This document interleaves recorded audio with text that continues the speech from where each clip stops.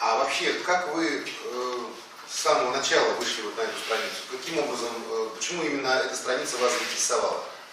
Ну, каким образом? Потому что и до этого, разглядывая фотографии, меня как бы интересует жизнь Татарстана. И рассматривал, он как бы себя же Михаил Шаров позиционирует как он борец за русские интересы, за права русского народа. И мне стало интересно, каким образом он защищает права русского народа.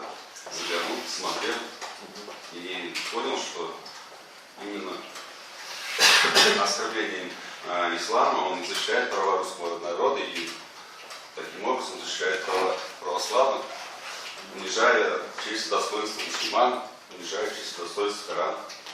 То есть, как вы сказали, ваши чувства были оскорблены. Оскорблены другие души, да.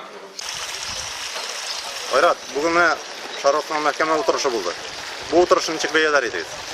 Ну, бәяләр идем уртача дип, чөнки әлхәмдүлиллаһ Шаровның гаеплелеге раслана башлады, бик күп шаһидлар килде һәм алар бөтенесе бер тавыштан аның шушы безнең Коръәнне әйтик мәсхәрәләгән өчен мәсхәрәләгәнлеге ачылды һәм һәм аларның бу шаһидларның әйтик инде күрсәтүләре буенча бу Шаровның шушы битендә ул ярты елдан артык торган шушы. Нинди битендә? Бу үзенең шәхси контакт табылган Михаил Шаров дигән кешенең шәхси битендә һәм ул безгә әйтик мөселманнарны мәсхәрәләве ярты елдан артык булган шушы үзенең фотосурәтләрендә һәм анда бәйрәм белән дип язылган.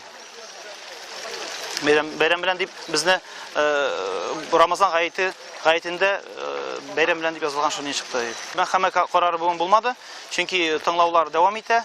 Һәм инде бу Шаровның гаепле икәненә тагы да күбрәк дәлилләр бара.